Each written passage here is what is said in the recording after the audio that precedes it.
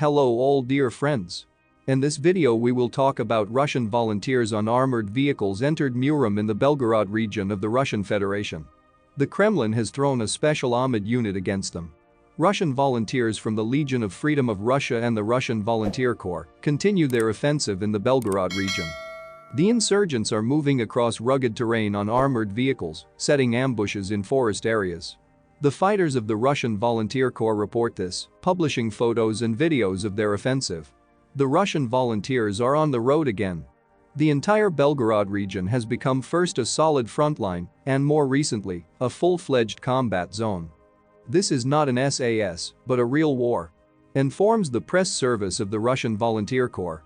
The Russian Legion of Freedom fighters, in turn, reported that the Kremlin had thrown the Armored Special Forces mercenaries against them. The volunteers published a video from the village of Murom in the Belgorod region, which they liberated. Putin's military continues its chaotic shelling of Belgorod region.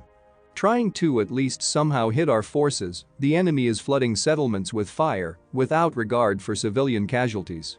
Already today there have been artillery strikes on the settlements of Shebekino, Novaya Tavelzhanka, Murom and others. A special TikTok unit, Akhmat, has been redeployed to the area of combat operations to conduct information operations. This is a special force used by Putin's generals solely for staged videos. Disguised as Ichnarian fighters, these actors are skillfully able to imitate the conduct of hostilities and the seizure of populated areas while remaining deep in the rear. Therefore, in the near future we are expecting some staged videos in this style from the regime's troops, say the members of the Russian Freedom Legion. They have begun the second phase of the military operation on Russian territory. Russian volunteers have broken through the Russian border and are moving towards the settlement of Shebekino in the Belgorod region. Grad salvos destroyed the leadership of the Russian military in the building of the Ministry of Internal Affairs in Shebekino. A truck loaded with ammunition and a Tulpan self-propelled mortar were also shot down. Russian volunteers also destroyed a cluster of enemy equipment in the village of Novaya Tavelzhanka, near the town of Shebekino.